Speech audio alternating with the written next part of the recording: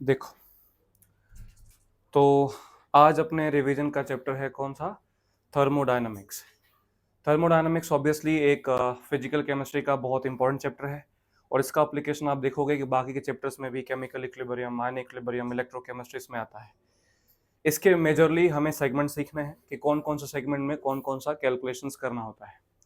तो सबसे पहला जो सेगमेंट होता है वो बेसिक डेफिनेशन का होता है कि थर्मोडायनामिक्स क्या होता है, उसको सीखने के लिए कौन कौन से कंपोनेंट्स चाहिए होते हैं, वर्क डन क्या होता है, या जो डिफरेंट टाइप ऑफ एनर्जीज है, इंटरनल एनर्जी ले लो, इंथैल्पी ले लो, ये सारी चीज़ों का कैलकुलेशन हमें करना कैसे है। तो सबसे पहले बात करूं कि थर्मोडायनामिक्स होता क्या है। तो नाम से आपको देखने को लग रहा है कि थर्मो और डायनामिक्स मतलब जिसमें एनर्जी का क्या होगा, ट्रांसफर होगा। लेकिन इससे ही मिलता जुलता टर्म जो है वो हीट ट्रांसफर भी है। तो हीट ट्रांसफर और थर्मोडायनामिक्स में डिफरेंस क्या समझाया था कि जो थर्मोडायनामिक्स है वो तभी आप अप्लाई कर सकते हो जब सिस्टम इक्विलिब्रियम में हो। किसमें हो? इक्विलिब्रियम में सिस्टम हो। इसके अलावा थर्मोडायनामिक्स आपको कभी भी रेट के बारे में नहीं बताएगा कि पर आवर या पर सेकेंड या पर मिनट कितने एनर्जी का ट्रांसफर हुआ। तो हीट ट्रांसफर और थर्मोडायनामिक्स में मेन डिफरेंस ये है कि heat transfer rate of energy transfer को भी बताता है और ये रेट ऑफ एनर्जी ट्रांसफर को नहीं बताता है। थर्मोडायनामिक्स को समझने के लिए हमें पूरे यूनिवर्स को दो हिस्सों में बांटना पड़ता है। यूनिवर्स से मतलब है जिसपे थर्मोडायनामिक्स के लॉज अप्लीकेबल होते हैं। तो यूनिवर्स को दो हिस्सों में अगर बांटोगे तो एक का नाम क्या रखेंगे? सिस्टम। एक हो जाएगा सिस्टम और दूसरा क्या हो जाएगा? सराउंडिंग। सिस्टम और सराउंडिंग यूनिवर्स के दो हिस्से हो जाएंगे। सिस्टम और सराउंडिंग में क्या अंतर है? तो यूनिवर्स का वो पार्ट जिस पे हम अपना थर्मोडायनामिक्स का नियम लगाएंगे, उसके रूल अप्लीकेबल होंगे, जो एक्सपेरिमेंट करने के लिए हम लेंगे उसको क्या नाम देंगे? सिस्टम। और बचा हुआ पूरा पार्ट यूनिवर्स का क्या हो जाएगा? सराउंडिंग। सिस्टम और सराउंडिंग को जो वॉल या जो सेपरेशन एक दूसरे को अलग करता है, सेपरेट करता है, उसको क्या बोलते हैं? बाउंड्री बोलते हैं। क्या बोलते हैं? बाउंड्री। जैसे मान लो पूरे अपार्टमेंट के हम इस कमरे में पढ़ाई कर रहे हैं, तो ये अपने लिए क्या हुआ? सिस्टम। ये पूरा अपार्टमेंट अपने लिए यूनिवर्स है, लेकिन ये कमरा अपने लिए क्या है? सिस्टम। और बचा हुआ पूरा पार्ट क्या है? सराउंडिंग। ये जो वॉल्स आपको दिख रहे हैं जो सिस्टम और सराउंडिंग को अलग करे, उसको क्या बोलेंगे? बाउंड्री। लेकिन बाउंड्री के भी टाइप्स होते हैं। बाउंड्री के भी टाइप्स होते हैं। क्या क्या हो सकता है? जैसे मान लो तुम्हारे सामने जो वॉल दिख रहा है ये फिजिकल तरीके से आपको दिख रहा है, रिजिड है ना, रियल है। लेकिन क्या हमेशा रिजिड ही रहे? जरूरी नहीं है। बाउंड्री रियल भी हो सकता है और इमेजिनरी भी।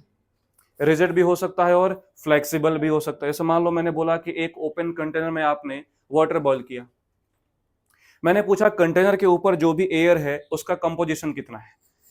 तो अब ओपन कंटेनर है, ऑब्वियस सी बात है, अगर आप ओपन कंटेनर में वाटर को बॉईल कर रहे हो और यहाँ का एयर का कंपोजिशन मैंने पूछा है तो ये संभव नहीं है निकालना। हमें मानना ही पड़ेगा कि यहाँ पे क्या है? एक इमेजिनरी बाउंड्री है। तो बाउंड्री रियल भी हो सकता है और इमेजिनरी भी, रिजिड भी हो सकता है और फ्लेक्सिबल भी। और एक और टर्म आता है डाइथर्मल एंड एडियाबेटिक। ऐसा बाउंड्री जिसमें सिस्टम और सराउंडिंग के बीच में एनर्जी का ट्रांसफर हो सकता है, उसको क्या बोलते हैं?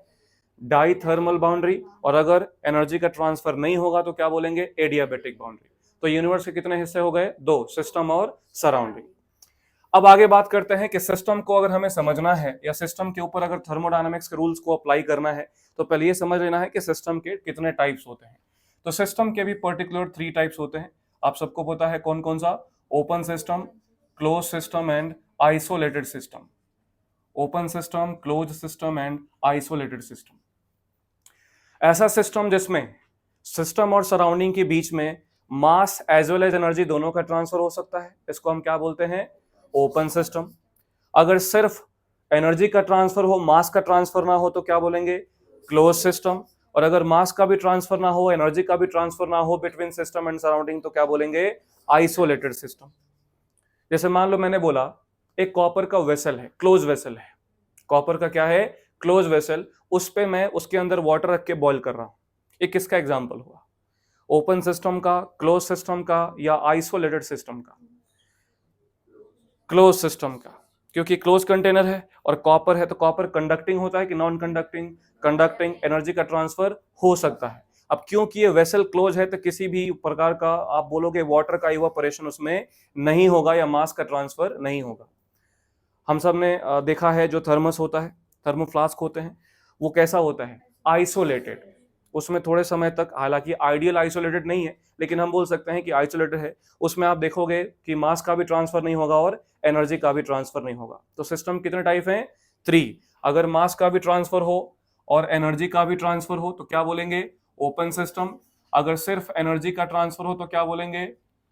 Close system. और अगर मास का भी ट्रांसफर ना हो और एनर्जी का भी ट्रांसफर ना हो तो क्या बोलेंगे? Isolated system. अब बात करते हैं कि ये हमने समझ लिया कि सिस्टम, सराउंडिंग, बाउंड्री क्या होता है और टाइप ऑफ सिस्टम क्या होता है। अब हम थर्मोडायनामिक्स के रूल्स के बारे में सीखेंगे, लेकिन वो सीखने से पहले आपको सिस्टम के अंदर जुड़ी हुई कुछ प्रॉपर्टीज के बारे में भी समझना चाहिए। जैसे मैंने आपको समझाया कि thermodynamics tells about the amount of energy transfer when a system is changed from one equilibrium stage to another equilibrium stage। ध्यान रहे, थर्मोडायनामिक्स तभी लगाओगे जब सिस्टम किस पे रहे? इक्विलिब्रियम पे। अब उसको अपने पहले इक्विलिब्रियम से दूसरे इक्विलिब्रियम तक ले जाना है, तो कितना अमाउंट ऑफ एनर्जी ट्रांसफर हुआ है कौन बताएगा? थर्मोडायनामिक्स। क्या थर्मोडायनामिक्स रेट के बारे में बताता है? नहीं। तो यहां पे अब देखोगे कि अगर मैं किसी सिस्टम को ए से बी तक ले जाऊं, position number A to position number B तक ले जाऊं, तो ए से बी तक जाने के इनफाइनाइट रास्ते हैं। कितने रास्ते हैं? इनफाइनाइट रास्ते हैं। तो सिस्टम की कुछ प्रॉपर्टीज होती हैं जो इस पाथ पे डिपेंड करता है कि आपने सिस्टम को कौन से पाथ से ले गए हो, और कुछ ऐसी प्रॉपर्टीज है जो पाथ पे डिपेंड नहीं करता है, सिर्फ इनिशियल फाइनल स्टेट पे डिपेंड करता है। तो जो पहला डेफिनेशन हमें सीखना है वो है path and state function. Path and state function. तो पाथ फंक्शन क्या है और स्टेट फंक्शन क्या है? सिस्टम का वो प्रॉपर्टी या सिस्टम की वो प्रॉपर्टीज जो path followed by the system पे डिपेंड करते हैं उसको क्या बोलते हैं? Path function. और जो इनिशियल और फाइनल स्टेट पे डिपेंड करते हैं कि ओरिजिनल स्टेट क्या था, फाइनल स्टेट क्या था, लेकिन पाथ पे डिपेंड नहीं करते, उसको क्या बोलते हैं? State function. तो पाथ फंक्शन के एग्जांपल में अपने पास जैसे है वर्क डन। क्या है बेटा? Work done. या फिर है हीट। ऑब्वियसली बात है, यहां से यहां जाओगे, अगर स्ट्रेट लाइन में जाओ या ऐसे कर्व पाथ लेके जाओ तो जो वर्क डन होगा वो बिल्कुल क्या होगा? अलग अलग होगा। जो हीट रिलीज होगा या हीट एसोसिएटेड होगा वो भी क्या होगा? अलग अलग होगा। लेकिन अगर मैं बात करूं प्रेशर का, अगर मैं बात करूं टेम्परेचर का, तो ऑब्वियस सी बात है वो इनिशियल और फाइनल स्टेट पे डिपेंड करता है। आप पूरे पाथ में उसको मेजर नहीं कर सकते, इसलिए शायद हम T1 T2 लिखते हैं, V1 V2 लिखते हैं, लेकिन कभी भी आप वर्क डन को W1 W2 लिखते हुए नहीं देखोगे। या डेल्टा शब्द का प्रयोग हम यूजुअली किसके लिए करते हैं? स्टेट फंक्शन के लिए करते हैं। पाथ फंक्शन के लिए यूजुअली हमें यूज नहीं करना चाहिए। तो पाथ फंक्शन के एग्जांपल क्या क्या हो गए बेटा? सॉरी, स्टेट फंक्शन के एग्जांपल क्या क्या हो गए? Temperature, pressure, volume, internal energy. क्या नाम दिया मैंने?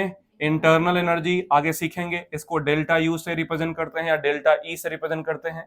एंट्रोपी। आगे ये नेक्स्ट एक थर्मोडायनामिक पैरामीटर है जिसको डेल्टा एस से रिप्रेजेंट करते हैं।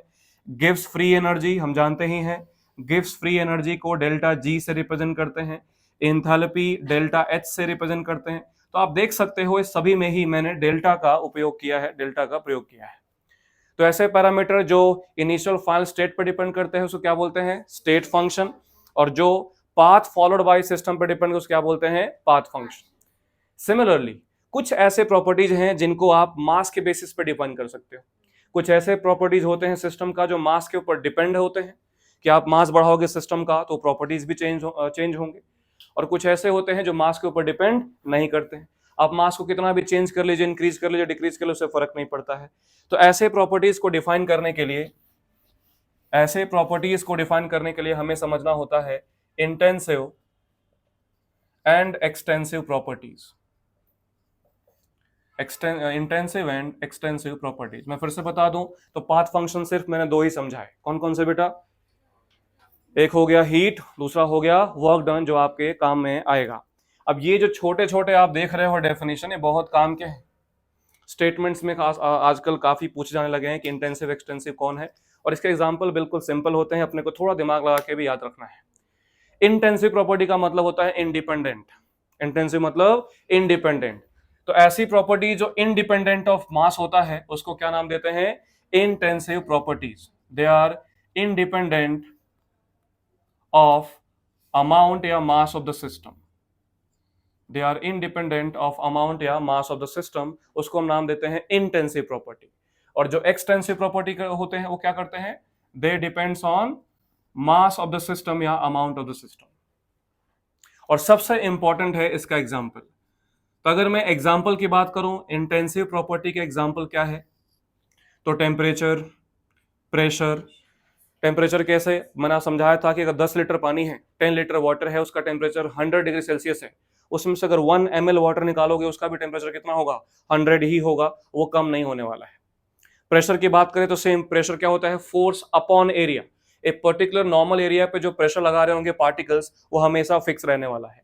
जितने भी कंसंट्रेशन टर्म है, जितने भी कंसंट्रेशन टर्म्स हैं, ये ध्यान रहे, मोलरिटी, मोलैलिटी, नॉर्मेलिटी, ये सब के सब मास पर डिपेंड नहीं करता। हालांकि देखने से लगेगा कि मोलरिटी क्या है? मोल्स अपॉन वॉल्यूम है, लेकिन मोल्स अपॉन वॉल्यूम है।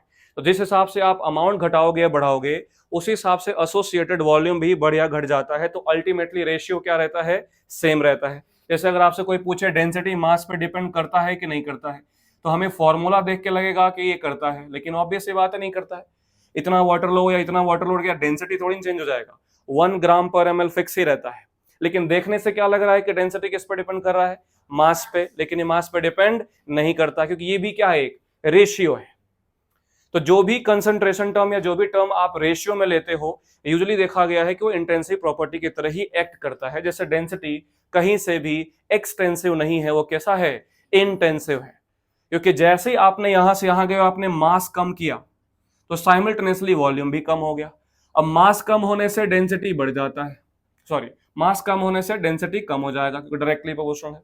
लेकिन वॉल्यूम कम होने से डेंसिटी क्या हो जाएगा? इंक्रीज हो जाएगा। तो अल्टीमेटली इसका रेशियो क्या आएगा? लगभग सेम ही आएगा। इसलिए ये डिपेंड नहीं करता है। तो जितने भी कंसंट्रेशन टर्म है वो सभी के सभी क्या होंगे?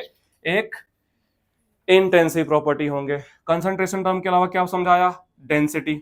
जिसके आगे बेटा मोलर शब्द लगा रहे, मोलर प्रॉपर्टीज, ध्यान दीजिएगा इस पे। मोलर प्रॉपर्टीज जैसे कि molar enthalpy, molar entropy, molar gives free energy, या जिसके आगे स्पेसिफिक लगा रहे, स्पेसिफिक, स्पेसिफिक प्रॉपर्टी आपने लगा दिया। स्पेसिफिक का मतलब पर ग्राम, मोलर का मतलब पर मोल, वो हमेशा फिक्स रहेगा, वो चेंज नहीं होगा। तो अगर आपसे कोई पूछे स्पेसिफिक हीट कैपेसिटी इंटेंसिव है कि एक्सटेंसिव, तो क्या बोलना है? इंटेंसिव। लेकिन सिर्फ हीट कैपेसिटी कैसा है? एक्सटेंसिव। मोलर हीट कैपेसिटी कैसा है? इंटेंसिव। सिर्फ हीट कैपेसिटी कैसा है? एक्सटेंसिव। तो ये ध्यान रखना है। विस्कोसिटी, विस्कोसिटी आप सबने फ्लूइड मैकेनिक्स में पढ़ा है, ये भी फ्लूइड की एक प्रॉपर्टी होता है जो फ्लो को अपोज करता है, और ये भी फोर्स के जैसे ही डिफाइन होता है। अगर आप देखोगे फोर्स अपॉन एरिया के ही प्रोपोर्शनल एक कांस्टेंट आता है, तो ये भी इसके ऊपर डिपेंड नहीं करता। पीएच, तो ऑब्वियसली पीएच भी कंसंट्रेशन टर्म से डिराइव है, तो ये भी मास पे डिपेंड नहीं करेगा। तो आपको अक्सर इन लोगों से जरूर डील करना पड़ेगा, तो ये हमें ध्यान रखना चाहिए। अगर मैं बात करूं एग्जांपल ऑफ एक्सटेंसिव प्रॉपर्टी का, तो खुद मोल जो है या खुद मास है वो एक एग्जांपल हो गया। वॉल्यूम हो गया, जैसे जैसे आप मास बढ़ाओगे तो वॉल्यूम इंक्रीज होगा।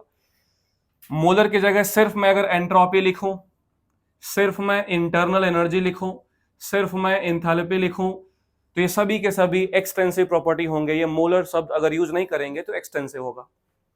सिमिलरली अगर स्पेसिफिक हीट कैपेसिटी की जगह सिर्फ हीट कैपेसिटी यूज करें, सिर्फ हीट कैपेसिटी यूज करें, ये भी क्या होगा? एक्सटेंसिव। एक और शब्द जो आपको कंफ्यूज करता है वो है रेजिस्टेंस। क्या होता है? रेजिस्टेंस। ये इलेक्ट्रिकल रेजिस्टेंस की बात नहीं कर रहा हूं, सिर्फ रेजिस्टेंस की बात कर रहा हूं। जैसे नॉर्मल आप किसी तालाब में स्विमिंग कर रहे हो और किसी नदी में स्विमिंग कर रहे हो, आपको रेजिस्टेंस कहाँ फील होगा ज्यादा? नदी में, रिवर में ज्यादा होगा। क्यों? क्योंकि उसमें वॉल्यूम ऑफ वाटर ज्यादा है। तो रेजिस्टेंस का मतलब होता है सिंपल, अपोज करना। इलेक्ट्रिकल रेजिस्टेंस ये वाला नहीं बोल रहा, समझ रहे हो क्या बोल रहे हैं? ईएमएफ, ईएमएफ भी क्या होगा? एक इंटेंसिव प्रॉपर्टी। लेकिन गिव्स फ्री एनर्जी की बात करें तो क्या होगा? Extensive property. Gives free energy का फॉर्मूला हमने पढ़ा ईएमएफ के टर्म में अगर देखूं तो -NF E सेल। समझ रहे हो? तो ये सारे के सारे टर्म एक्सटेंसिव हैं और ये सारे के सारे टर्म इंटेंसिव हैं। तो ये रहा basic definition to learn thermodynamics. System क्या होता है, सराउंडिंग क्या होता है, बाउंड्री क्या होता है, बाउंड्री कितने टाइप्स के हो सकते हैं। सिस्टम के 3 टाइप्स हो सकते हैं, कौन कौन सा? Open, close and isolated. और इसके अलावा सिस्टम को समझने के लिए टोटल 4 पैरामीटर्स आ गए, state function and path function, intensive and extensive. जो लास्ट मैंने 4 सिखाए हैं, intensive, extensive, state function, path function, इसके हमें क्या याद रखने हैं? मेनली एग्जाम्पल्स याद रखने हैं जो आपको परेशान कर सकते हैं। क्लियर? अब बढ़ते हैं अपने नेक्स्ट टॉपिक की तरफ।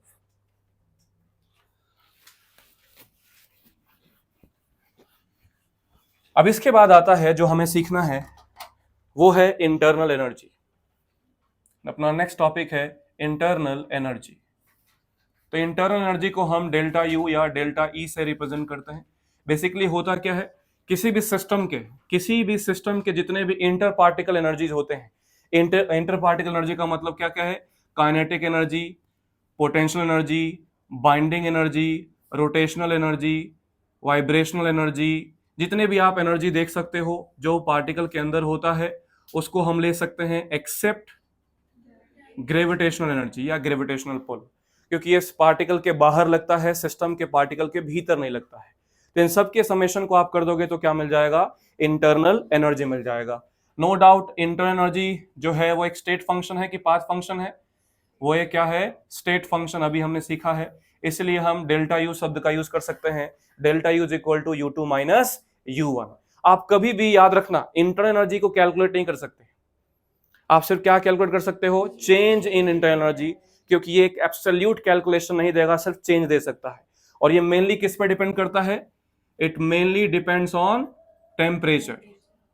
It mainly depends on temperature, खासकर गैसियस सिस्टम के लिए ये टेम्परेचर पे ही डिपेंड करेगा। अगर अपना टेम्परेचर कांस्टेंट है, मतलब अगर चेंज इन टेम्परेचर जीरो है, तो इंटरनल एनर्जी में चेंज भी क्या होगा? जीरो ही होगा। अगर मैं बात करूं गैसियस सिस्टम के लिए, फॉर गैसियस सिस्टम, तो गैसियस सिस्टम के लिए जो बाकी के एनर्जीज हैं उनका कंट्रीब्यूशन उतना ज्यादा सिग्निफिकेंट नहीं होता है। तो मतलब हम इंटरनल एनर्जी क्या लिख सकते हैं मेनली गैस के लिए? Kinetic energy plus potential energy. अब यहां ध्यान देना, मैं एक बात लिखने जा रहा हूं, अगर मैंने आइडियल गैस ले लिया, what do you mean by ideal gas? जिस पार्टिकल के बीच का फोर्स ऑफ अट्रैक्शन क्या होगा? जीरो। और अगर किसी सिस्टम में फोर्स जीरो अगर हो गया तो ऑटोमेटिकली पोटेंशियल एनर्जी भी क्या हो जाता है? जीरो। मतलब अगर आइडियल गैस है तो जो इंटरनल एनर्जी है वो सिर्फ किसके बराबर होगा?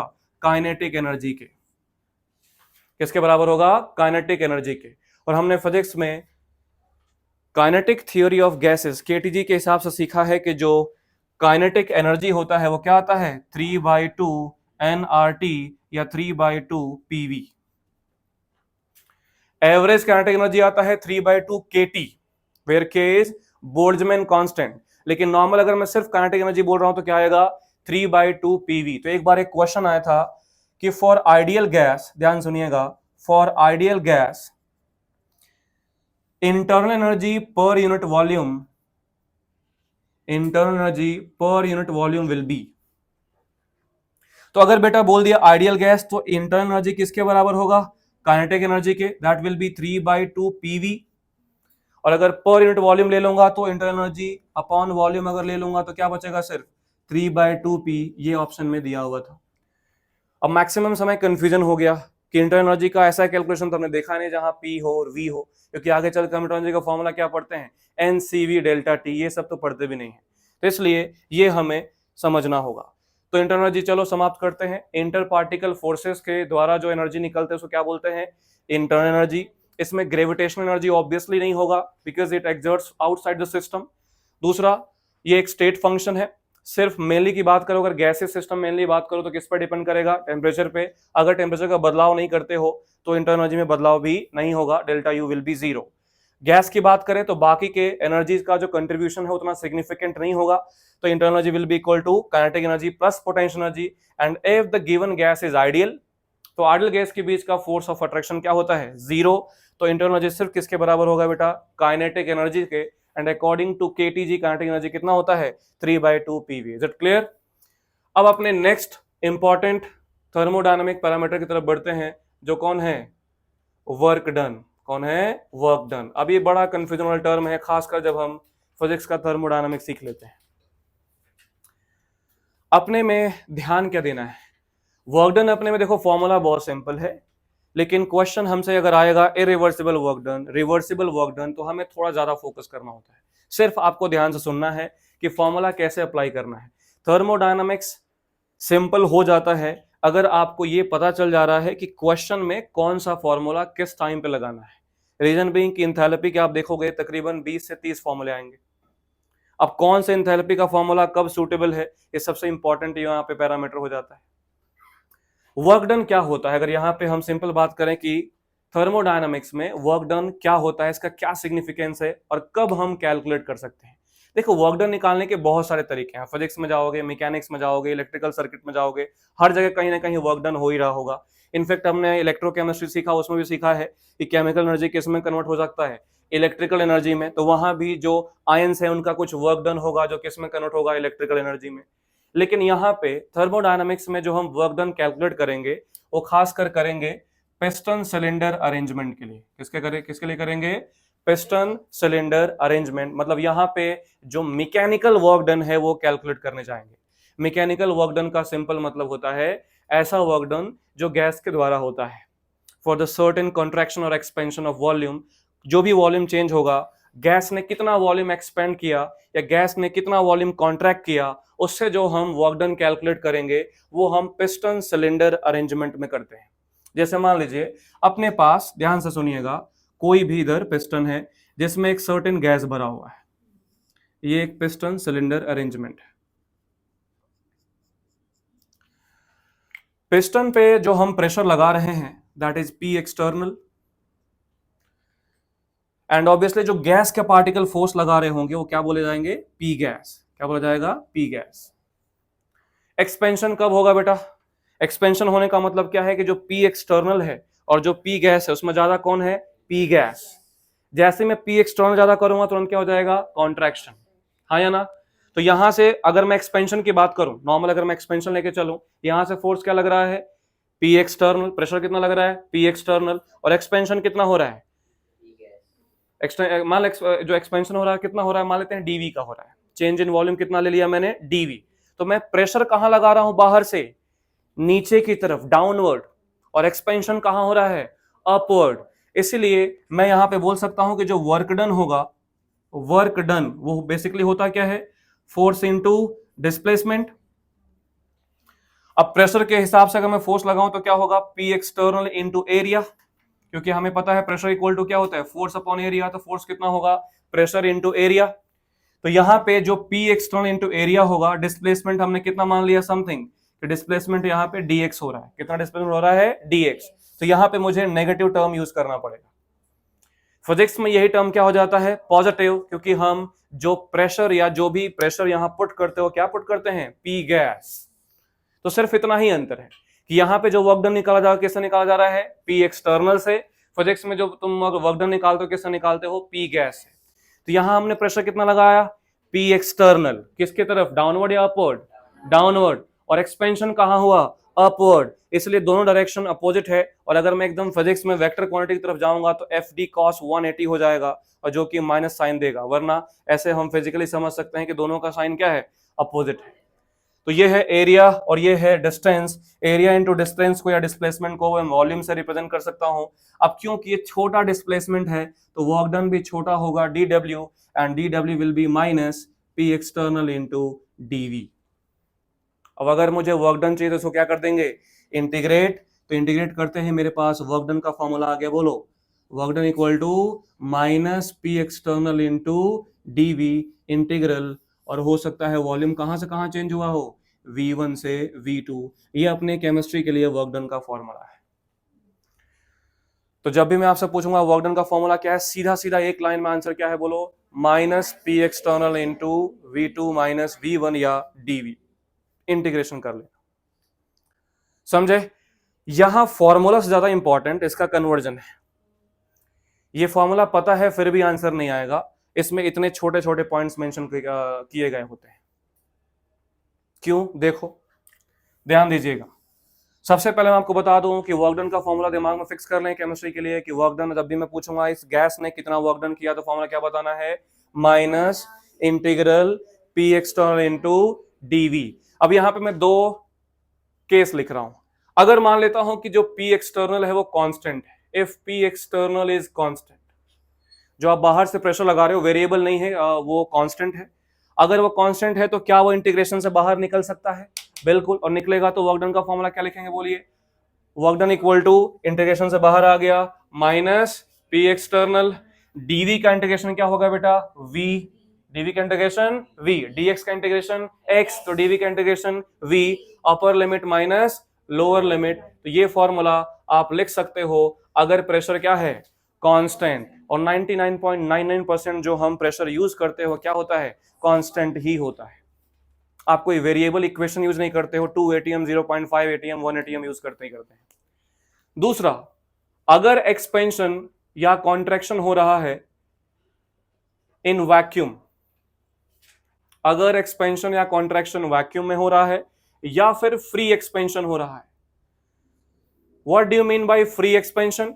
कि आपने खुद कोई फोर्स लगाया ही नहीं, खुद कोई प्रेशर लगाया नहीं, अपने आप वो एक्सपेंशन हो रहा है। या वैक्यूम का मतलब ही होता है कि ऑलमोस्ट जीरो प्रेशर। अगर फ्री एक्सपेंशन है या वैक्यूम में एक्सपेंशन हो रहा है तो पी एक्सटर्नल क्या लेना पड़ेगा? जीरो। और इस कंडीशन में वर्क डन क्या आ गया? जीरो। कुछ भी कैलकुलेट करने की जरूरत नहीं हो, अपने आप हो रहा है।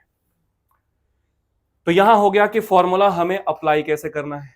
इसके अलावा दूसरा सेगमेंट, साइन कन्वेंशन कभी कभी ध्यान रखना होता है। साइन कन्वेंशन आप सबने सुना होगा कि दो टाइप से वर्क आता है, work done bye the system, work done on the system. इसमें कुछ भी रटना नहीं है, ध्यान सुनना मैं क्या बोल रहा हूं। इसका एप्लीकेशन ज्यादा इंपॉर्टेंट है।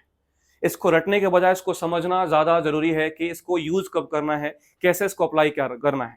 वर्क डन का फॉर्मूला चेंज नहीं होगा, चाहे कोई भी साइन कन्वेंशन ले रहे हो, minus P external into V two minus V one ही यूज करना है।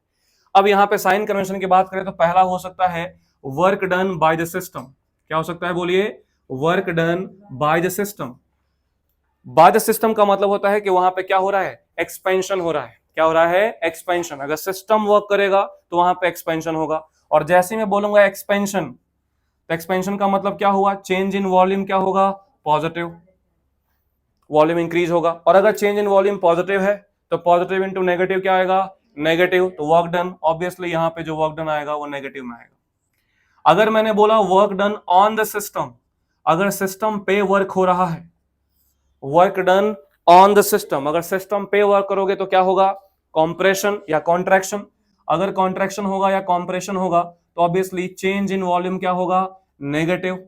और नेगेटिव इंटू नेगेटिव क्या आ जाएगा? पॉजिटिव। तो यहां पे जो वर्क डन है वो पॉजिटिव आएगा। अब क्वेश्चन है कि अगर हमसे क्वेश्चन में पूछा जाए calculate work done on the system, तो क्या हम इस फॉर्मूले में पहले ही प्लस लिख लेंगे? तो नहीं, ऑलरेडी ऑटोमेटिकली आपको वो माइनस या प्लस ला के देगा, चाहे वो ऑन द सिस्टम हो या बाय द सिस्टम हो। तो फिर ये साइन कन्वेंशन सीखा क्यों? तो मैंने समझाया था कि अगर आपको सब्जेक्टिव स्टेटमेंट दिया हो, वर्ड्स में दिया हो, if work done bye the system is 3 kilo joule, तो W इक्वल टू क्या पुट करोगे? -3 किलो जूल।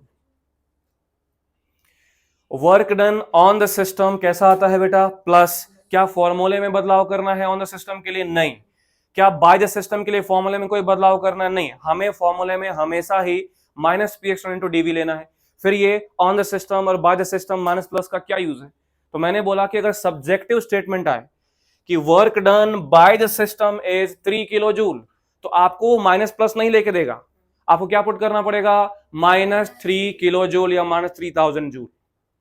अगर बोलेगा work done on the system is 2 kilo joule, तो ऑटोमेटिकली आपको क्या पुट करना है? प्लस पुट करना है कि +2 किलो जूल या +2000 जूल। आई बात समझ में? तो इसका यूज कहां करना है? फॉर्मूले में यूज करना है क्या इसका? नहीं, वो ऑटोमेटिकली माइनस ऑटोमेटिकली प्लस आता है। इसके अलावा ये तो हो गया वर्क डन क्या होता है, उसका फॉर्मूला क्या है, किस तरीके से उस फॉर्मूले को अप्लाई करेंगे, और साइन कन्वेंशन क्या है। अब इसके अलावा जो सबसे बड़ा यहां पे टेंशन हो सकता है वो है इसके यूनिट का, और वो हमें ध्यान से सीखना है कि यूनिट कैसे कैलकुलेट करेंगे। तो यहां ध्यान दीजिए। नेक्स्ट है what is the unit of work done. What is the unit of work done? देखिए वर्क डन का फॉर्मूला क्या है बेटा? -P external into dV. Is it clear? Work done का फॉर्मूला कितना है? -P external into dV. तो पहला कंडीशन क्या हो सकता है? पहला जो यूनिट हो सकता है वो क्या हो सकता है? ATM litre. कि आपने प्रेशर किस में पुट किया? एटमॉस्फेयर में। और वॉल्यूम किस में पुट किया? लीटर में। तो यूनिट क्या आएगा बोलो? ATM litre. सेकंड यूनिट हो सकता है कि प्रेशर आपने बार में पुट किया, तो क्या आएगा? Bar litre. मतलब ये ध्यान रहे कि यहां पे प्रेशर वॉल्यूम कपल यूनिट ध्यान रखना है। प्रेशर वॉल्यूम के कपल यूनिट का ध्यान रखना है। अगर प्रेशर एटीएम में है, volume must be in litre. अगर प्रेशर बार में है, volume must be in litre. और अगर आपने प्रेशर को रख दिया पास्कल में, प्रेशर किस में रख दिया? पास्कल में, जिसको एसआई यूनिट में क्या बोलते हैं? न्यूटन पर metre square. Then volume must be in metre cube.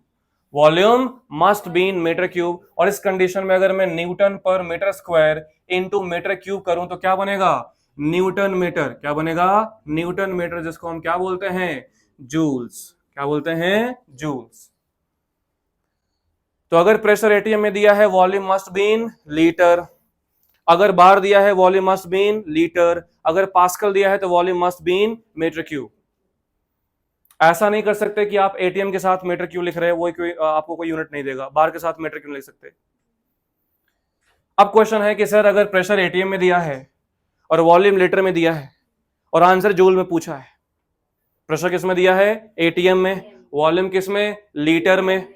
ATM में और लीटर में। और आंसर किस में पूछा है? जूल्स में। तो जूल्स में जाने के लिए प्रेशर किस में होना पड़ेगा? पास्कल में। वॉल्यूम किस में रखना पड़ेगा? मीटर क्यूब में। तो आप तो या तो एक पहला तरीका कन्वर्ट करो, तो 1 एटीएम को पास्कल में बोलते हैं 1.01325 इंटू 10⁵ पास्कल। बार की बात करूं तो 1 बार इज इक्वल टू होता है 10⁵ पास्कल। ये प्रेशर के कन्वर्जन्स है। वॉल्यूम की बात करूं तो 1 लीटर को अगर आपको कन्वर्ट करना है सेंटीमीटर क्यूब में या मीटर क्यूब में, ध्यान दीजिएगा, तो 1 लीटर में कितना होता है? 1000 सेंटीमीटर क्यूब। ऐसे को बोलते हैं 1000 ml या सीसी, सेम ही बात है, सेंटीमीटर क्यूब या सीसी। या फिर ये 10⁻³ मीटर क्यूब होता है। कितना होता है? 10⁻³ मीटर क्यूब। और ये ध्यान रहे 1 लीटर को 1 डेसीमीटर क्यूब भी बोल सकते हैं। तो ऐसा नहीं कि प्रेशर एटीएम में दिया और वॉल्यूम डेसीमीटर क्यूब में छोड़ दिया, ये तो पता है नहीं आपने। लीटर हो या डेसीमीटर क्यूब हो, क्या होता है? सेम बात होता है। तो क्वेश्चन है क्या हम बार बार ये करते रहेंगे? तो नहीं, अपने पास डायरेक्ट कन्वर्जन भी है। ध्यान देना, अगर प्रेशर एटीएम में है, वॉल्यूम लीटर में है और आपको आंसर जूल में चाहिए, तो डायरेक्टली बार बार पास्कल और मीटर क्यूब में कन्वर्ट करने की आवश्यकता नहीं है। 1 एटीएम लीटर को सीधा 101.325 से अगर मल्टीप्लाई करो किसमें आ जाएगा? जूल्स में।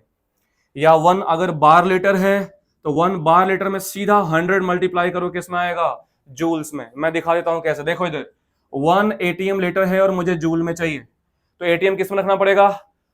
पास्कल में। कितना रखोगे बोलो? 1.01325 इंटू 10⁵ इंटू 1 लीटर है तो 1 लीटर में कितना मीटर क्यूब होगा? 10⁻³ मीटर क्यूब।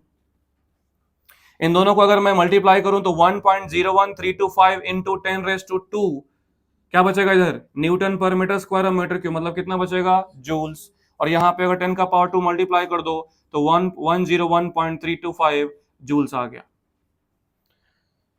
देखो ये सारी चीजें हैं बहुत आसान, लेकिन हम इसमें बिल्कुल भी इंटरेस्टेड नहीं रहते हैं। हमें क्या, थोड़ा फैंसी फॉर्मूले चाहिए, delta H, delta U, delta G, है ना, -2.303 nRT। तो ये देखने में बड़ा अच्छा लगता है, इसके पीछे हम जाते भी हैं क्वेश्चन अटेम्प्ट करने को। और जहां भी तुम्हें पता है ये तुम्हें फ्रस्ट्रेशन देता है, तुमने क्वेश्चन किया, तुम्हारा ऑप्शन में सब दिख रहे हैं, -900, -90, -0.9।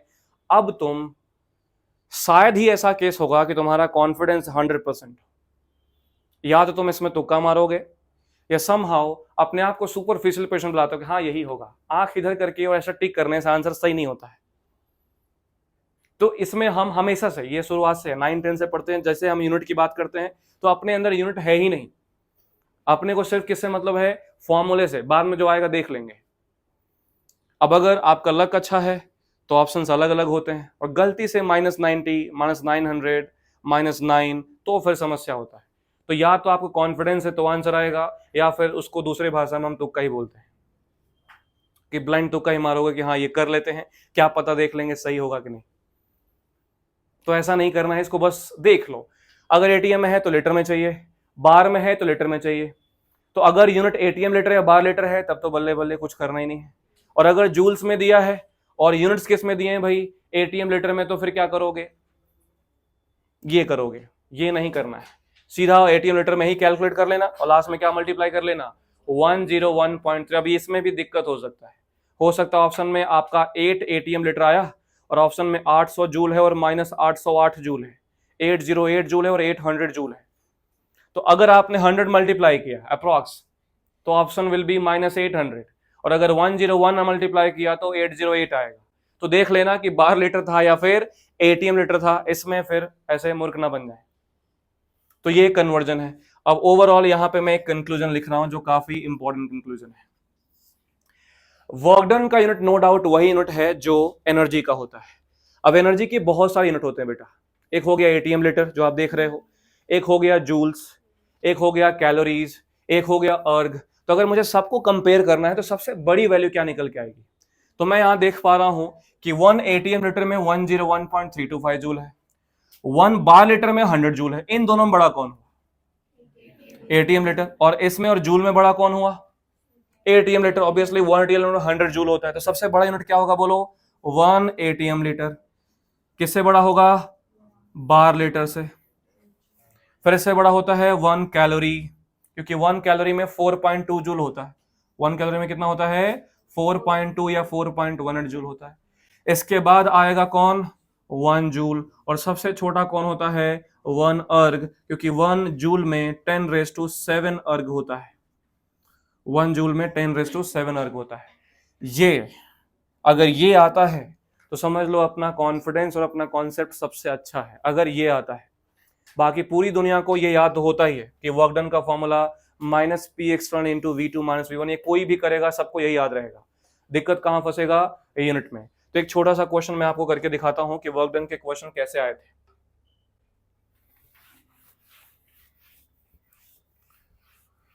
तो एक क्वेश्चन है कि इफ अ गैस इज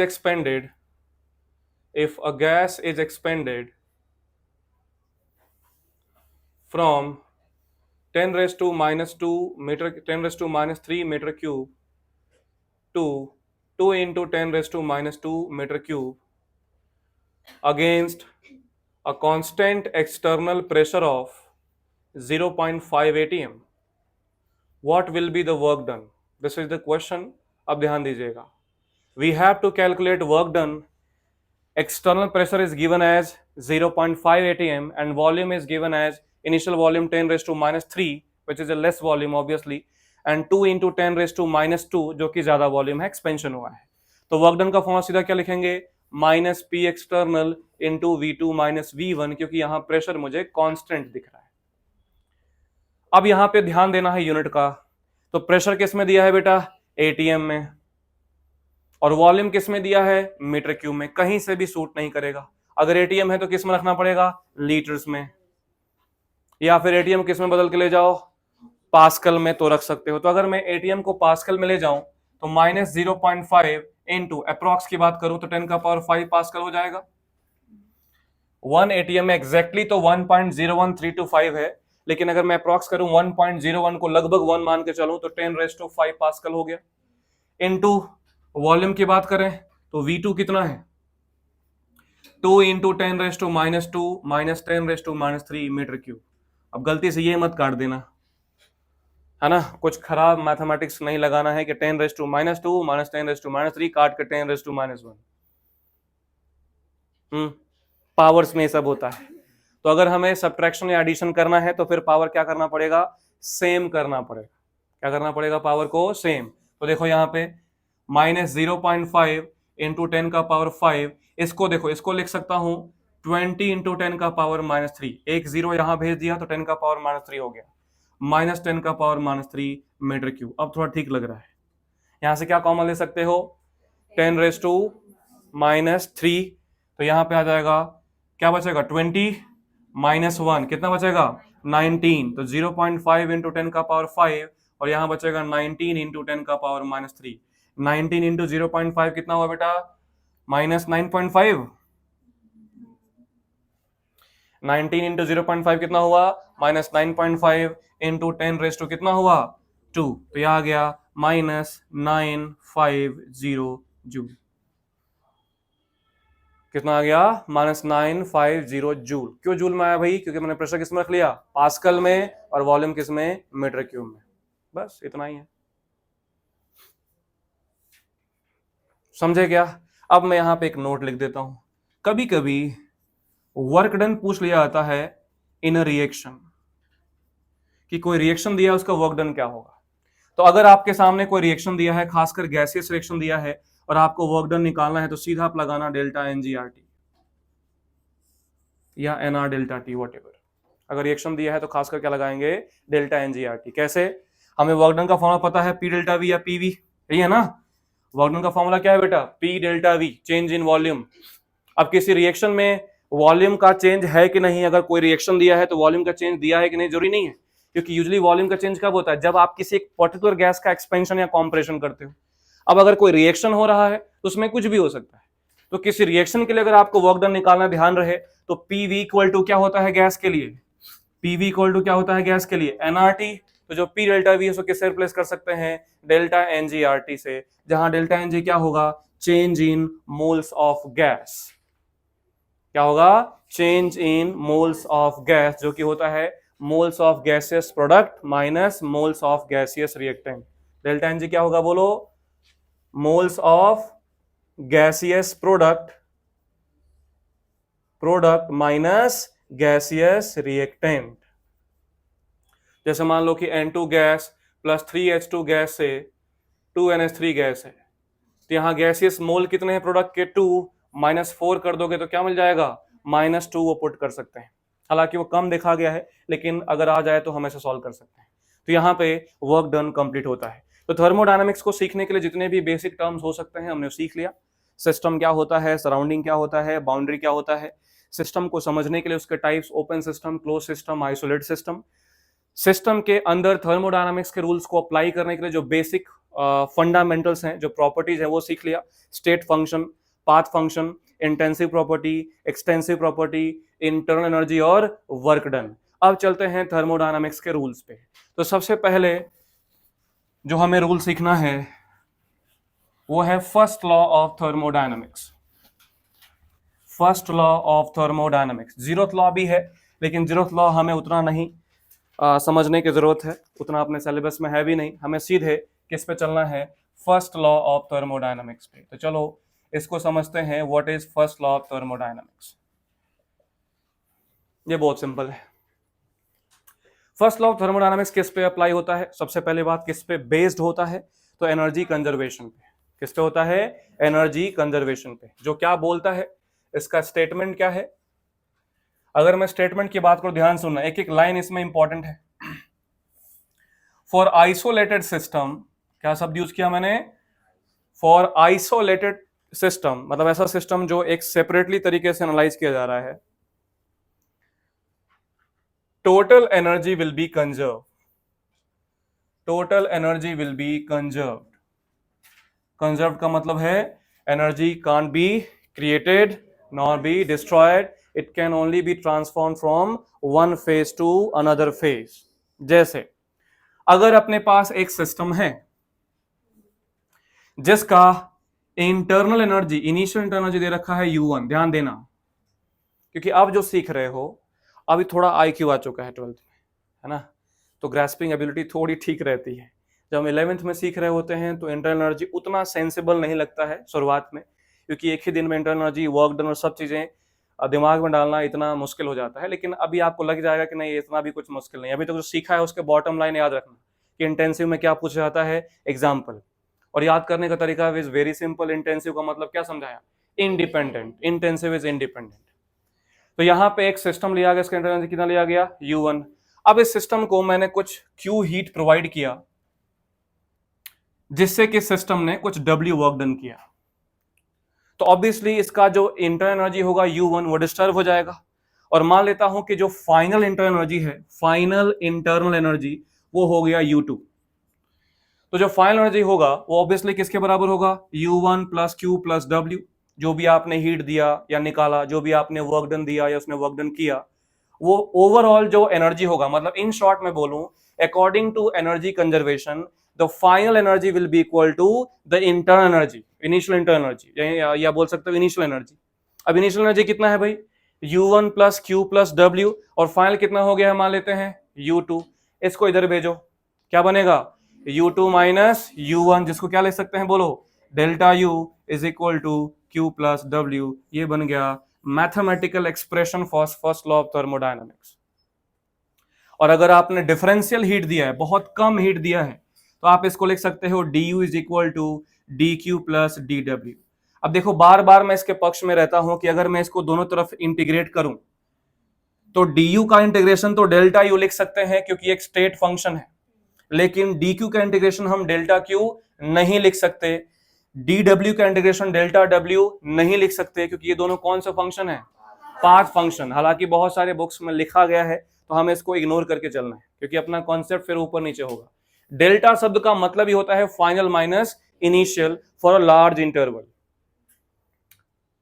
तो अगर स्टेट फंक्शन है तो ही लिख सकते हैं, पाथ फंक्शन होगा तो नहीं लिख सकते हैं। तो ये हो गया statement of first law of thermodynamics. Delta U क्या है बेटा, यहाँ पे change in internal energy, Q क्या है, हीट एसोसिएटेड, बोलो क्या लिखा है, हीट एसोसिएटेड, डब्ल्यू क्या है, वर्क डन एसोसिएटेड। क्यों, क्योंकि यहां पे हमें दोनों का साइन कन्वेंशन ध्यान रखना पड़ेगा। क्या रखना पड़ेगा, साइन कन्वेंशन। मतलब जो क्यू है अगर हीट एब्जॉर्ब हुआ है तो किस में लोगे, पॉजिटिव में, और अगर हीट रिलीज हुआ है तो किस में लोगे, नेगेटिव में। सिमिलरली वर्क डन, अगर work done bye the system है एक्सपेंशन तो अभी समझाया कि माइनस में लेंगे, और अगर work done on the system है तो किस में लेंगे, पॉजिटिव में लेंगे। तो इन दोनों का साइन कन्वेंशन यूज करना पड़ेगा, इसलिए मैंने कुछ यहां बोला नहीं कि work done bye the system. जैसे एक सिंपल सा क्वेश्चन करें कि if 20 kilojoule heat is given to a system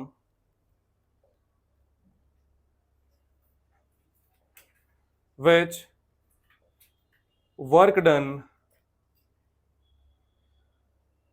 in expansion process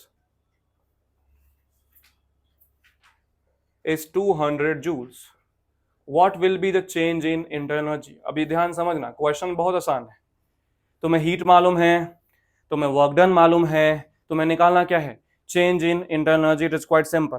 क्या हो जाएगा बोलो फटाक से, delta U is equal to क्या लिखेंगे, Q plus W, Q plus W. Q कितना है,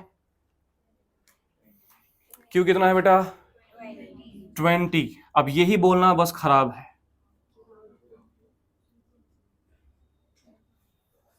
ऐसे नहीं लिखेंगे कि नहीं 20, व्हाट इज 20, क्या लिखा है यहाँ पे, 20 kilo joule heat is given. Given का मतलब क्या हुआ है, एब्जॉर्ब। तो प्लस में कि माइनस में, प्लस में। और क्यों मैंने 1000 कर दिया, क्योंकि मुझे वर्क डन किस में दिया गया है, जूल में। 3 litre plus 1 ml equal to 4 नहीं होता है। समझ रहे हो क्या बोल रहा हूँ, या तो दोनों लीटर होना चाहिए, दोनों क्या होना चाहिए, ml होना चाहिए। इसमें एक यूनिट किस में दिया है भाई, किलो जूल में, दूसरा यूनिट किस में दिया है, जूल्स में। तो दोनों किस में होने चाहिए, जूल्स में, या दोनों किस में होना चाहिए, किलो जूल्स में। तो प्लस 20,000 जूल हो गया। अब वर्क डन को माइनस में रखूं कि प्लस में रखूं, माइनस में। क्यों, देखो क्या लिखा है, एक्सपेंशन प्रोसेस। एक्सपेंशन का मतलब क्या होता है, बाय द सिस्टम, माइनस लेना है, तो यहां पे हो जाएगा -200 जूल। तो कितना आ जाएगा बोलो, 19.8 किलो जूल या 19,800 जूल्स। सिंपल। तो यहां खत्म हो गया फर्स्ट लॉ ऑफ थर्मोडायनामिक्स। इसमें और कुछ नहीं आता है, इसमें बहुत बहुत घुमाएंगे। तो वर्क डन सीधा देने के बजाय you have to calculate work done by applying the formula -P extended into dV। Directly देने की जगह आपसे कैलकुलेट कराएंगे। क्लियर। तो ये फर्स्ट लॉ हो गया खत्म। अब आगे बढ़ते हैं। नेक्स्ट टर्म जो है वो हमें सीखना है कि कितने टाइप्स के थर्मोडायनामिक्स, जैसा अभी सिंपल मैंने बोला कि थर्मोडायनामिक्स में आपको सीखना है अगर एक सिस्टम को फर्स्ट कंडीशन से सेकंड कंडीशन तक ले जाया गया, फर्स्ट इक्विलिब्रियम स्टेट से सेकंड इक्विलिब्रियम स्टेट तक ले गया, तो कितना वर्क डन होगा या कितना एनर्जी का ट्रांसफर होगा, ये हमें थर्मोडायनामिक्स में सीखना है। तो इसके लिए हमें समझना पड़ता है थर्मोडायनामिक प्रोसेसेस। क्या समझना पड़ता है, थर्मोडायनामिक प्रोसेस। ध्यान सुनिएगा। अब हमें थर्मोडायनामिक्स में डिफरेंट डिफरेंट प्रोसेस को एनालाइज करना है। अभी तक हमने बेसिक फंडामेंटल सीख लिया, फर्स्ट लॉ सीख लिया। अब हम चलते हैं कितने टाइप्स के थर्मोडायनामिक प्रोसेस हो सकते हैं।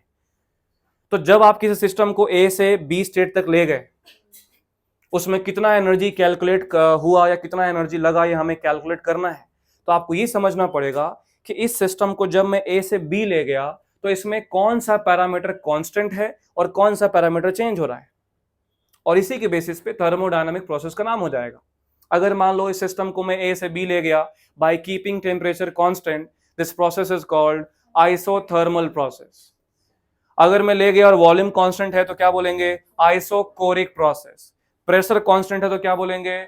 Isobaric process. अगर ले गया और ना कोई हीट दिया ना कोई हीट रिलीज हुआ तो एडियाबेटिक प्रोसेस। और यहां ए से बी ले गया, फिर बी से सी ले गया, सी से वापस ए पे आ गया, this process is called cyclic process.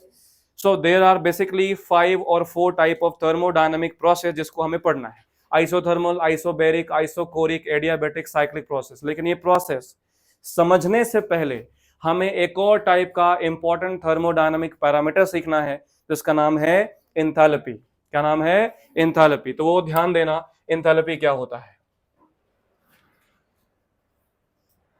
देखो, थर्मोडायनामिक्स के टोटल 3 सेगमेंट हैं, 3 सेगमेंट्स हैं। फर्स्ट सेगमेंट में हम बेसिक आज जो सीख रहे हैं बेसिक्स होगा, और इसके अलावा वर्क डन, थर्मोडायनामिक प्रोसेस का वर्क डन कैलकुलेशन होता है। सेकंड में हमें थर्मोकेमिस्ट्री सीखना होता है। क्या सीखना होता है? थर्मोकेमिस्ट्री, कि जो फिजिक्स से अलग है, कि केमिस्ट्री में कितने टाइप्स के थर्मोडायनामिक के रूल एप्लीकेबल हो सकते हैं, क्या क्या प्रोसेस हो सकता है, वो समझना होगा। And the last segment which is the most important segment is second law of thermodynamics which deals with entropy, gives free energy, equilibrium, spontaneity, feasibility, ये सब सीखेंगे। और ये जो पहला सेगमेंट अगर क्लियर है तो दूसरा तीसरा भी आसानी हो जाता है। और इसमें सिर्फ फॉर्मूला बेस्ड ही काम चलेगा। जैसे मैं समझा रहा हूं, प्रोसेस को ढंग से समझना है। फिर लास्ट में इन्होंने क्या बोला उसको सीधा सीधा अंडरलाइन करो, क्वेश्चन वहीं से आएगा, अपना प्रोसेस पूरा का पूरा फिक्स रहेगा। अगर हम पूरा जैसे चैप्टर देखते हैं तो आपको बहुत भारी लगने लगेगा कि ये भी क्या है, ये भी क्या है। ऐसा नहीं करना है। आपको मैं समझा दूंगा कि देखो, ये अगर प्रोसेस है तो इसको ऐसे समझना है, and this is the formula जिसको आपने यूज करना है। तो देखिए, एंथैल्पी क्या है? तो एंथैल्पी को सबसे पहले तो हम रिप्रेजेंट करते हैं डेल्टा एच से। तो ये एक स्टेट फंक्शन है, ये एक स्टेट फंक्शन है जिसको हम बोलते हैं, it is defined as molal heat capacity. What is this? Molal heat capacity of any system, and this is the energy which is measured, this is the energy or heat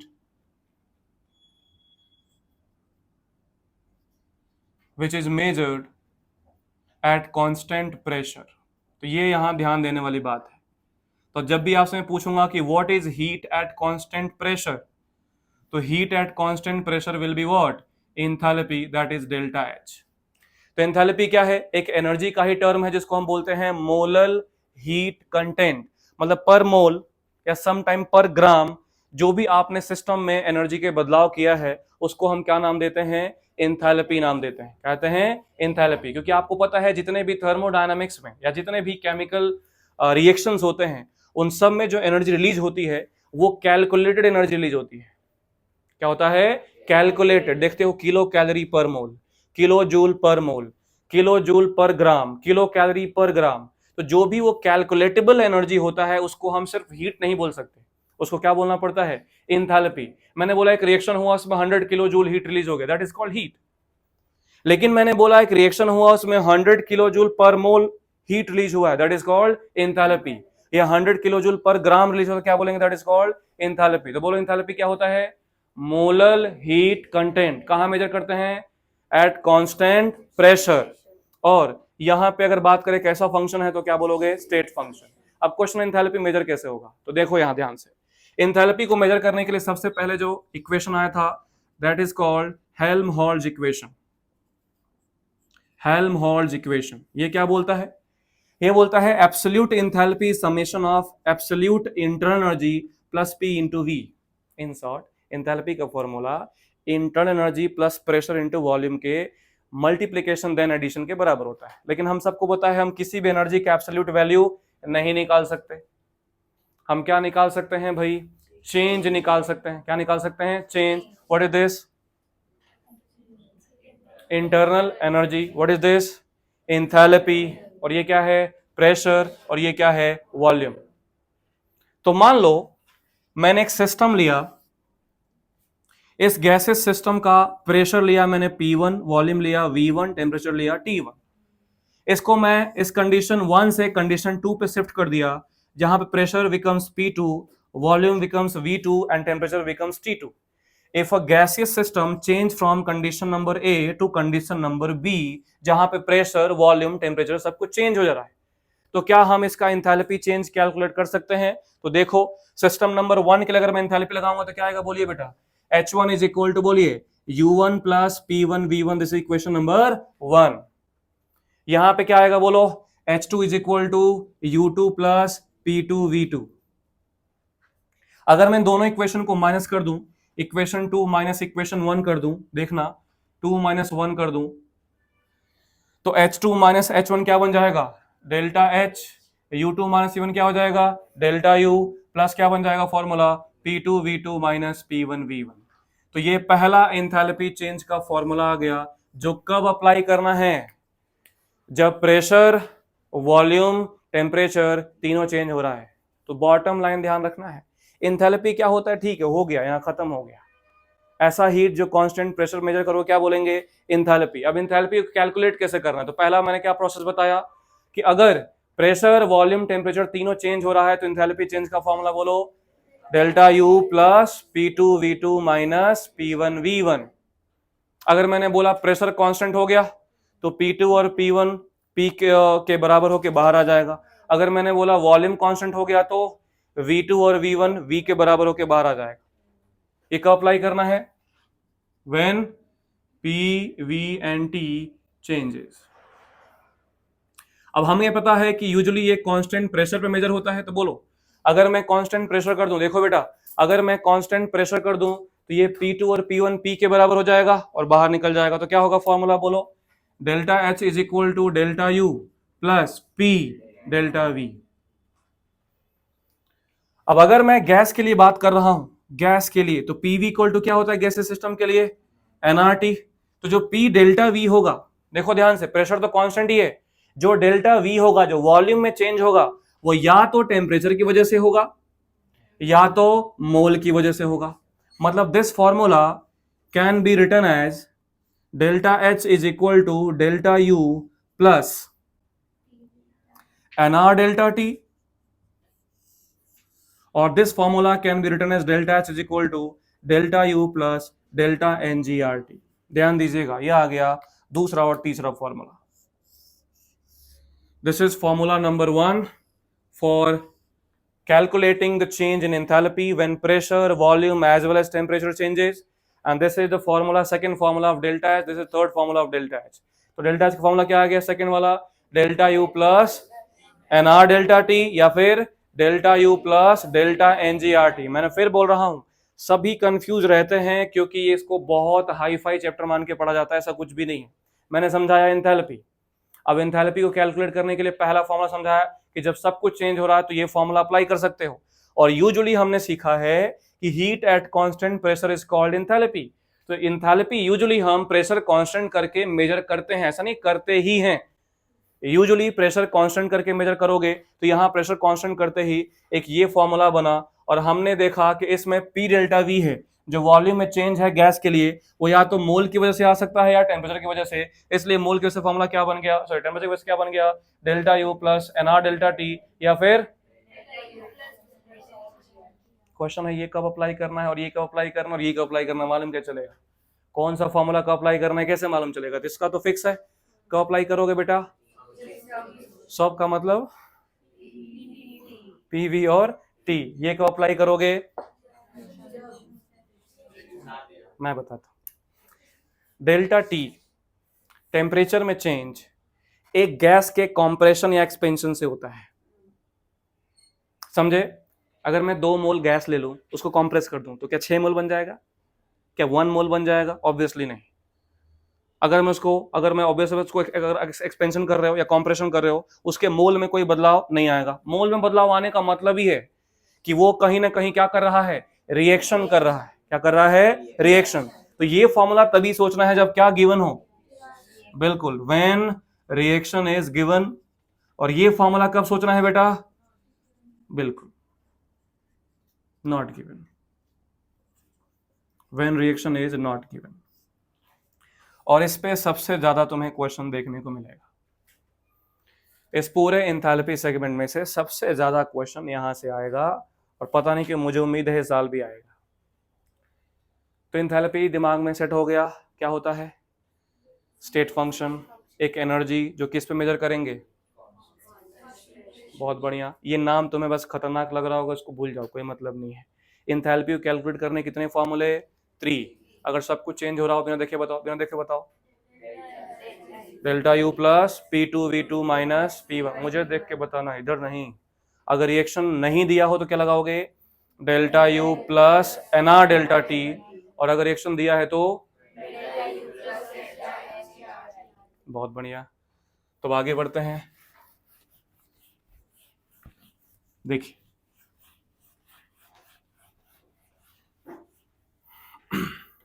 जैसे मान लीजिए एक question है कि for the reaction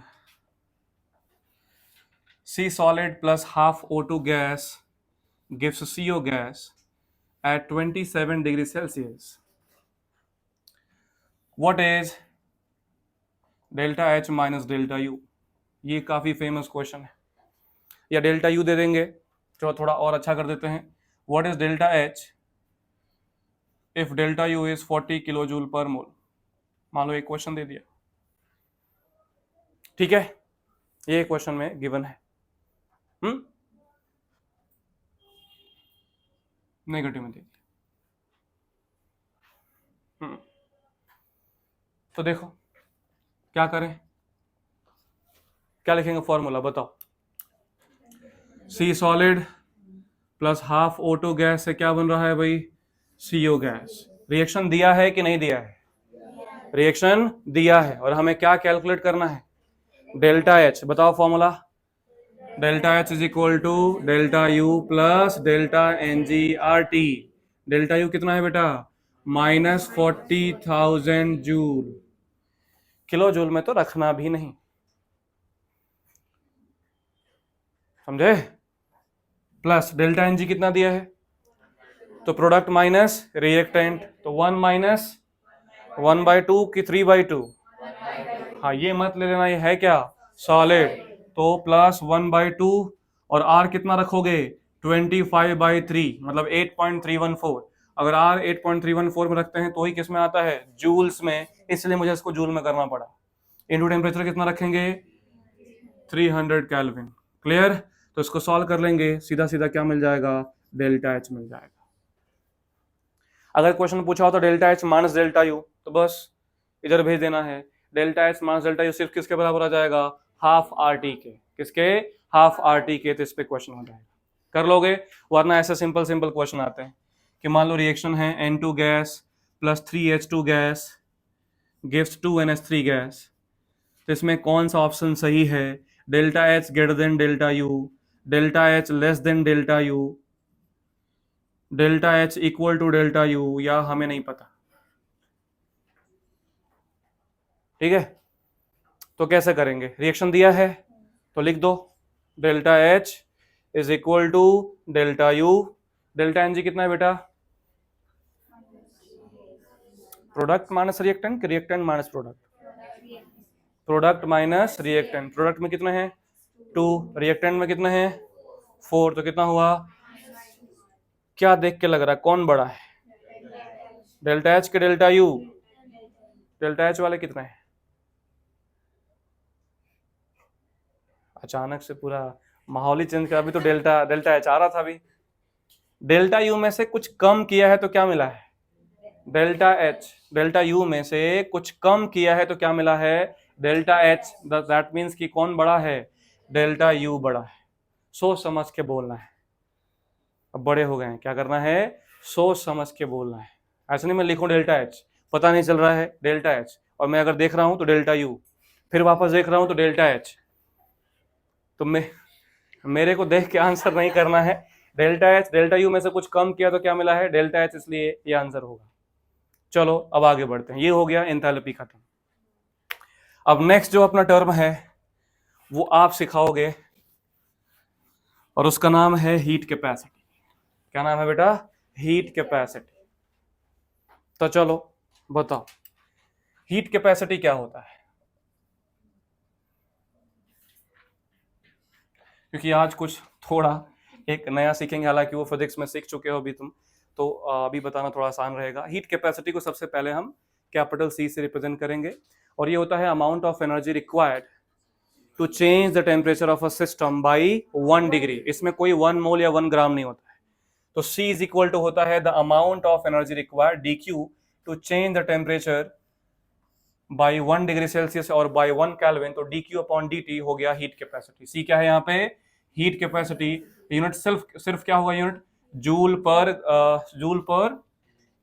joule पर degree Celsius और joule पर kelvin. इसमें कोई मोल कोई ग्राम नहीं। लेकिन इस हीट कैपेसिटी के दो टाइप हैं। हीट कैपेसिटी के फर्दर दो टाइप हैं जो हमें सीखना है। कौन कौन सा बेटा? एक है स्पेसिफिक हीट कैपेसिटी और दूसरा है molar heat capacity. Specific heat capacity को स्मॉल s से रिप्रेजेंट करूंगा और मोलर हीट कैपेसिटी को समथिंग cm से रिप्रेजेंट करेंगे। सुनिएगा इधर। स्पेसिफिक हीट कैपेसिटी जहां भी शब्द आ गया स्पेसिफिक, उसका मतलब होता है पर ग्राम। तो यहाँ पर क्या, यहाँ पर डेफिनेशन में अपडेशन होगा, amount of energy required to change the temperature of 1 gram system by 1 degree. मतलब पर ग्राम अगर टेम्परेचर चेंज करना हो तो कितना एनर्जी दोगे। तो यहाँ पे जो भी हीट कैपेसिटी था DQ अपॉन DT, जो भी हीट कैपेसिटी था यहाँ पे पर ग्राम हो जाएगा। मतलब नीचे किसको डिवाइड कर दोगे? मास को। तो यहाँ C की जगह क्या हो जाएगा? S। तो DQ इक्वल टू क्या आ गया बोलो? MSDT। आ गया कि नहीं? और इस हीट को, इस DQ क्या नाम देंगे? Specific heat. क्या नाम देंगे बोलो? Specific heat. और इस S का नाम क्या है? Specific heat capacity. Specific heat capacity unit क्या हो जाएगा भाई? तो joule per gram per degree Celsius. Joule per gram per degree Celsius. Molar heat capacity में क्या अंतर आया? तो amount of energy required to change the temperature of 1 mole system by 1 degree. तो पर मोल हो जाएगा। तो यहां पे DQ का फॉर्मूला क्या आ गया बोलो? NCMDT। तो यहां पे DQ क्या नाम दोगे? Molar heat. क्या नाम दोगे बोलो? Molar heat. क्योंकि यहां पे CM क्या है? मोलर हीट कैपेसिटी, जिसका यूनिट हम क्या लिख सकते हैं? जूल पर मोल पर डिग्री सेल्सियस। तो सुनना, ये दोनों हीट में, ये दोनों ही टाइप का जो हीट है, सुनाई दे रहा है? जो दोनों ही टाइप का हीट है, इन दोनों को हम सेंसिबल हीट बोलते हैं। बोलो क्या बोलते हैं? अब ये टर्म क्या है? स्पेसिफिक तो सही है, सेंसिबल हीट क्या है?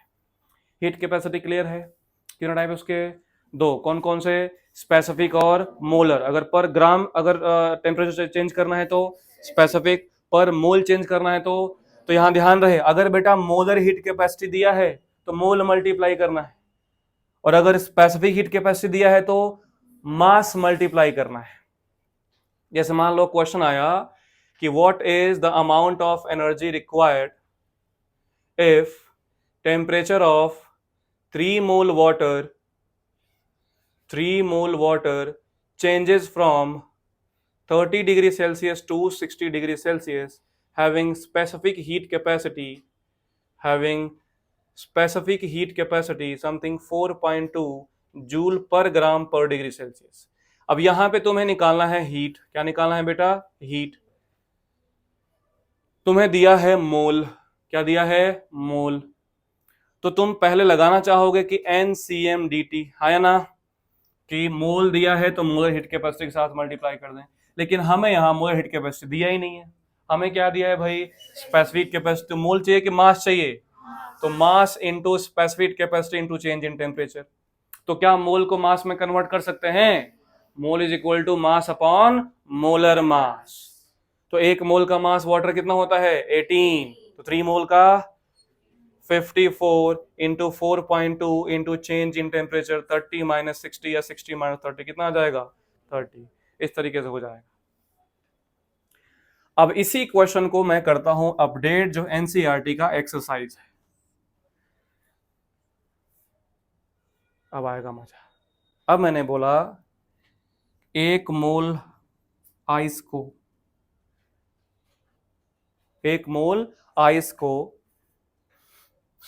-10 डिग्री सेल्सियस से 70 डिग्री सेल्सियस तक हीट किया गया है। बताओ हीट क्या हो?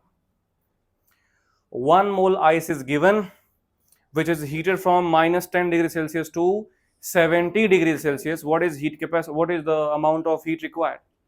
तो तुम यहाँ पे अब अगर गलती से यह आंसर कर दोगे कि Q is equal to M S delta T, चलो मान लो ऐसा दे दिया है, मैंने specific heat capacity of water दे रखा है 4.2 joule per gram per degree Celsius.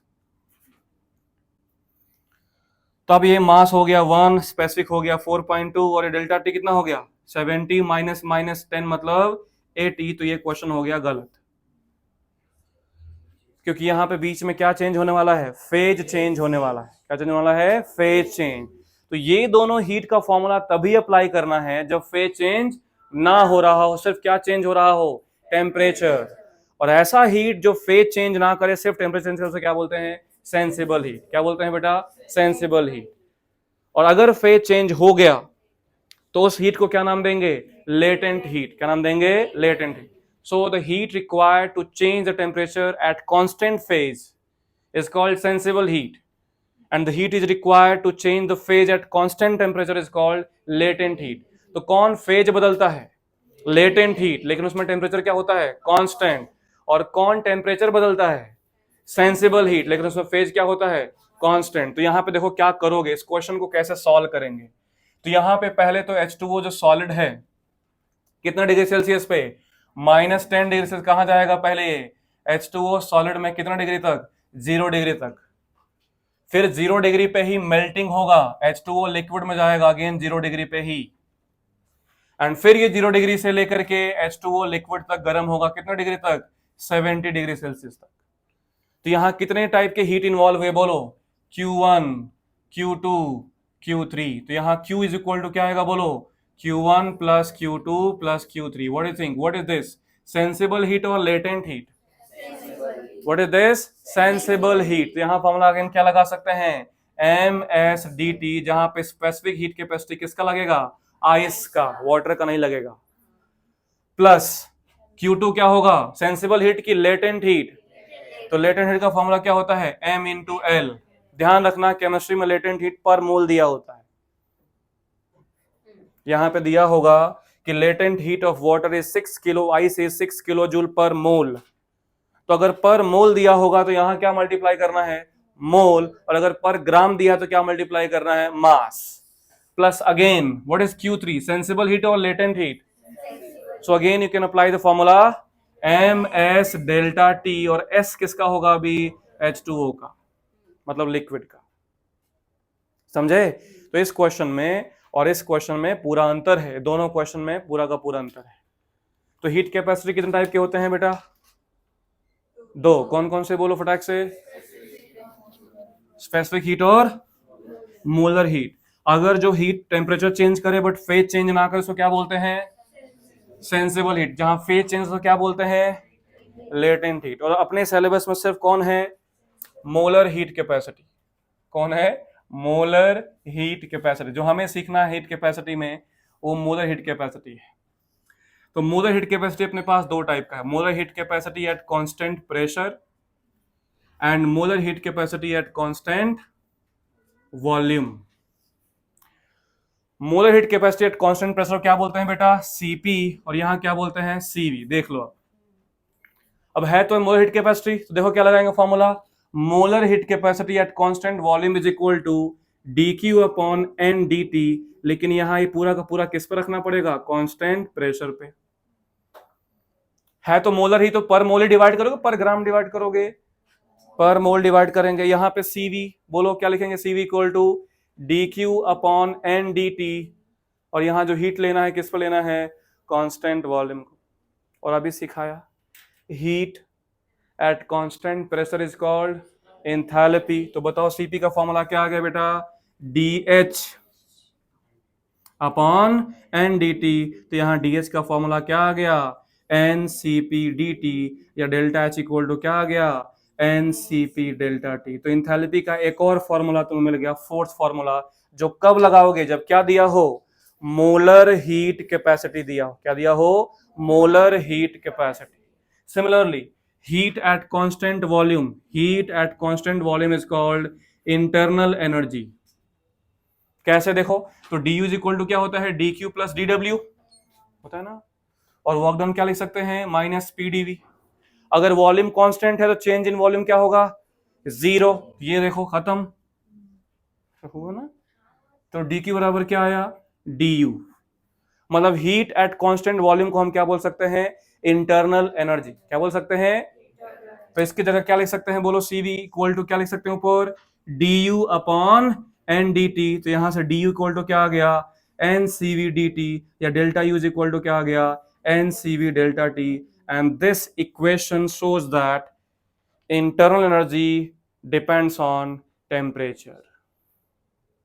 अगर डेल्टा टी जीरो तो डेल्टा यू भी क्या हो जाएगा, जीरो। तो हीट कैपेसिटी के कितने टाइप, दो, कौन कौन सा, specific heat capacity and molar heat capacity. Molar heat capacity कितने टाइप, कौन कौन से, सीपी एंड सीवी। सीपी से कौन सा एनर्जी एसोसिएट होता है, delta H, formula is an CP delta T. और सीवी से क्या एसोसिएट होता है, delta U, formula is an CV delta T. और जो इंपॉर्टेंट कुछ पॉइंट्स मैं लिख देता हूं जो आप जानते ही हो कि सीपी माइनस सीवी किसके बराबर आता है, आर के, जिसको आप मेयर्स फॉर्मूला बोलते हैं। क्या बोलते हैं, मेयर्स फॉर्मूला। लेकिन ध्यान रहे, हम जो यहां सीपी और सीवी पढ़ रहे हैं वो कौन सा हीट कैपेसिटी है, मोलर हीट कैपेसिटी। एक बार बेवकूफ बनाया गया था, जो सीपी और सीवी दिया गया था वो स्पेसिफिक हीट कैपेसिटी दिया गया था।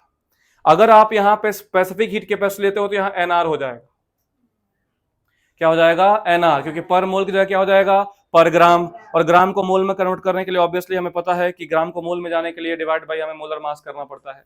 तो इसलिए यहां पे अगर मोलर हीट कैपेसिटी है तो क्या होगा, बोलो, आर, और स्पेसिफिक कैपेसिटी होगा तो क्या होगा, एन आर, जहां पे एन मोल है। दूसरा, सीपी अपॉन सीवी को हम क्या बोलते हैं बेटा, गामा, पॉइजन रेशियो। लेकिन मैं लिखूंगा नहीं वरना फिजिक्स वाला कंफ्यूजन हो जाएगा। CP upon CV is called gamma, हालांकि इसको पॉइजन रेशियो बोलते हैं। आप अभी के लिए CP upon CV equal to gamma लिख सकते हो। इसके अलावा सीवी का अल्टरनेट फॉर्मूला होता है R upon gamma minus one. क्या होता है, R upon gamma minus one. ये कुछ फॉर्मूले हैं जो काम आएंगे। कैसे भाई, तो CP minus CV equal to R है, हर तरफ सीवी सीवी डिवाइड कर दो, तो सीपी अपॉन सीवी क्या हो गया बेटा, gamma minus one is equal to R upon CV. तो सीवी इक्वल टू क्या आ गया, R upon gamma minus one. और इसके अलावा जो वैल्यूज होती हैं सीपी और सीवी की, जो आप सबको पता है, values of CP and CV किस पे डिपेंड करता है, depends on nature of gas and temperature. दो चीजों पर डिपेंड करता है, nature of gas and temperature. कैसे, तो हमने सीखा है कि अगर गैस मोनो एटॉमिक है, जैसे कि हीलियम, नियॉन, आर्गन, तो सीपी की वैल्यू कितनी होती है, 5r/2, और सीवी की वैल्यू कितनी होती है, 3r/2। 5 और 3 मोनोटॉमिक का मतलब इसमें एक ही एटम हो, हीलियम, नियॉन, आर्गन। अगर डायटॉमिक है तो, अगर डायटॉमिक है तो 7r/, sorry, not 3, it's 2, 7r/2 और 5r/2। अगर एक पर्टिकुलर गैस दिया गया है, लेकिन अगर गैस का मिक्सचर दिया है और आपको सीवीज पूरे मिक्सचर का पूछे, मान लो मैंने बोला कि 1 मोल मोनोएटॉमिक गैस है और 1 मोल डायटॉमिक गैस है, दोनों को मिक्स किया गया, बताओ सीपी क्या होगा। तो ऐसा नहीं कि 5r/2 प्लस 7r/2, ये लो सर। अगर दो अलग अलग नेचर को मिक्स किया गया है और उस ओवरऑल मिक्सचर का सीपी पूछा जाएगा तो क्या लगाओगे formula, N1CP1 plus N2CP2 upon N1 plus N2। Similarly CV mix भी ऐसे ही निकलेगा। ये क्वेश्चन भी थोड़ा देखना क्लासिकल होता है कि दो गैस को मिला दिया गया, फिर पूछा गया बताओ अब सीपी कितना होगा। क्लियर। तो आज मैं इतना ही समाप्त करता हूं। नेक्स्ट क्लास में हम सीखेंगे, जो कल होगा उसमें हम क्या सीखेंगे, थर्मोडायनामिक प्रोसेस का वर्क डन और थर्मोकेमिस्ट्री। और फिर लास्ट क्लास में क्या होगा, सेकेंड लॉ ऑफ थर्मोडायनामिक्स और केमिकल इक्विलिब्रियम का पार्ट। तो आज हमने क्या क्या सीख लिया, system, surrounding, boundary, type of system, intensive extensive property, state path function, और उसके बाद समझा internal energy, work done. Work done में जो इंपॉर्टेंट चीज है यूनिट कन्वर्जन, वो ध्यान रखना। और उसके बाद हमने सीखा first law of thermodynamics, enthalpy के 3 फॉर्मूले। अगर सब कुछ चेंज हो रहा हो तो delta H equal to delta U plus P2V2 minus P1V1। Reaction नहीं दिया हो तो delta H equal delta U plus NR delta T. Reaction दिया हो तो delta H equal delta U plus delta NGRT। और हीट कैपेसिटी के 2 type, specific और मोलर हीट भी दो टाइप के हो सकते हैं, सेंसिबल और लेटेंट, उसका कैसे एप्लीकेशन करना है वो समझा दिया। एंड देन हमने सीखा मोलर हीट कैपेसिटी के दो टाइप, सीपी और सीवी, और सीपी और सीवी में क्या रिलेशन हो सकता है हमने ये सीख लिया। तो चलो कल मिलते हैं।